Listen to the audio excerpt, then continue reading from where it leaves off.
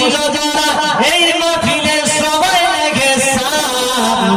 শোনো মুসলমান নবীর জয়গান এই বরাকুড়ি গ্রামবাসী সবাই ভাগ্যবান জান্নাতের বাগানে এলে গুনাহ ঝরে যায় জাহান্নামী হয়ে কেউ জান্নাতি যে হয় এই মাহফিলটা কোন মাহফিল জান্নাতি মাহফিল এই জন্য বলা যায় যে একজন সুদখোর ঘুষখোর বেনামাজি ব্যক্তি দেখা গেল একটা যার সাথে এসেছে মানুষের সঙ্গে বসে যে একজন আলিমের দিনের মুখের কিছু আলোচনা কোরআন হাদিসের কথা শোনার পরে কোন তওবা করতে পারে কিনা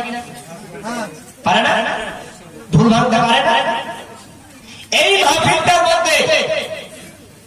আসলে সেটা সম্ভব যেটা গরুহাটে সম্ভব নয় একজন ঘুষখোর গুনাহগার ব্যক্তির মাহফিলের মধ্যে যদি আসার পর বক্তা শুনে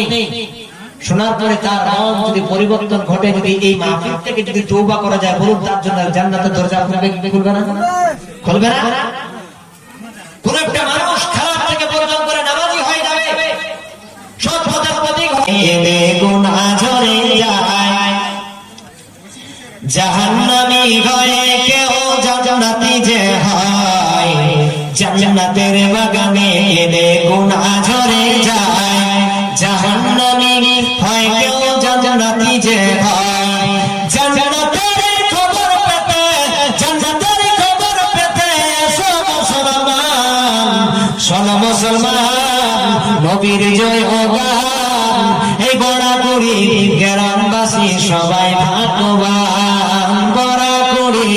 এলাকাবাসী সবাই ভাগ্যবান